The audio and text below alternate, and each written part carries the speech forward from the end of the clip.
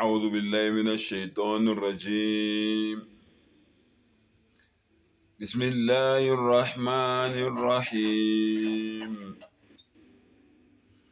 وإن تعدوا نعمة الله لا تحصوها. Ngicela Allah angivikele kusathane ongathandwa. Egameni lika Allah onomusa onesihawu. Ngempela uma ungathi uyabala izinto uAllah noma ama-favors akhe asenzela wona, uAllah uthi la tuhsuha, ngakhathala umqondo. Angeke ukhona ukufinyelela ekubaleni umusa kaAllah nesihawu sika-Allah nezipho nezinto zonke uAllah asenzela zona. Umbuzo uthi thina senzani ngalokho? Nangu nje umbuzo omile. Njengoba sewazi wena ukuthi angeke ukhona ukubala, ngeke ufinyelele ndawo, ngakrekha umqondo uma ngathi uyabala izinto umdali wethu asenzela zona.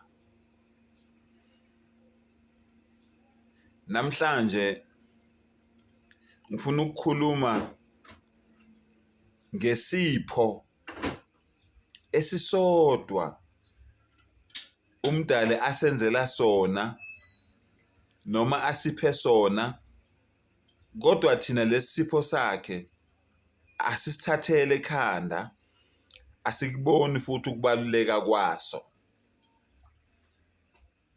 Subhanallah. Allah says in the Quran, ngihlala ngikutshela ngithi my friend, mfowethu, dadewethu, mamam, babam, uma ngabe sesikhuluma ngeQuran, usuke ususesigodlweni, suke sekukhuluma umlomo ongathethi imanga, khuluma umdali uqobo lwakhe. Lalela ukuthi umdali uthini ngesinye sezipho lesi wena ongasithathela ekhanda. Allah says, وَجَعَلْنَا نَوْمَكُمْ سُبَاتًا. La ilaha illallah. La ilaha illallah. La ilaha illallah. Balisa mfowethu, balisa nawe dadewethu, balisa mama wami, balisa baba wami, ube khona kuregister. Uthi nje la ilaha illallah. Akekho omunye onelungelo lokukhonzwa ngaphandle ka-Allah. Ngokungipha lesi sipho lesi engizokutshela ngaso manje, uthi umdali ngakwenza, Allahu Akbar, ngakwenza waba nesipho sokulala, ngakwenza waba nesiqu emzimbeni wakho, empilweni yakho yokulala, ukuthi ukhona ukuphumula. La ilaha illallah. La ilaha illallah. Allahu Akbar walillahi alhamd. Akekho onelungelo lokukhonzwa ngaphandle ka-Allah. U-Allah mkhulu kakhulu ngaphezu kwayo yonke into. Uyena yedwa okufanele adunyiswe. Mfowethu nawe dadewethu, uke wayicabanga lento engikhuluma ngayo manje?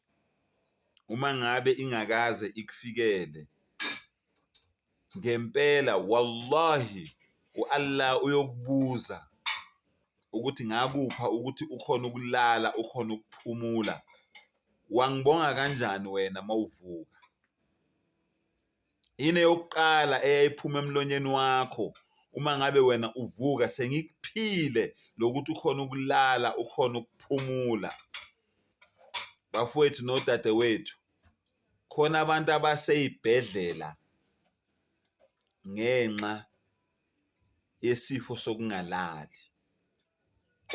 lalela ngikutshele mfowethu, lalela ngikutshele dadewethu, mangabe ubungazi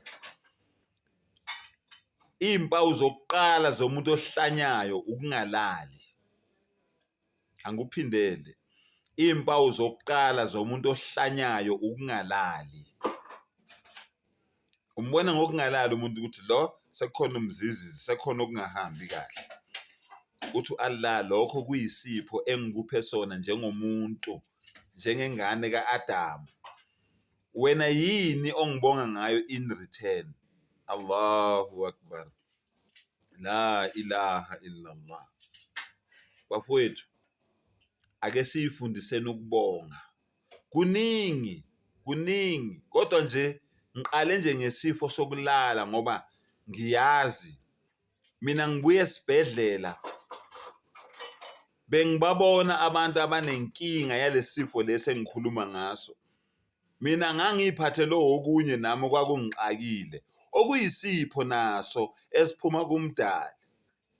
Kodwa kuleli wodi ebengikulo, kulesibhedlela ebengikuso, ngihamba amawodi ngifuna ukubona ukuthi kahle kahle abantu bagula yini inkinga. Nami ngangigula, kodwa ngangiyinikeza leso sithuba leso ukuthi ake ngihambele abanye abantu ngikhulume nabo ngibabuze.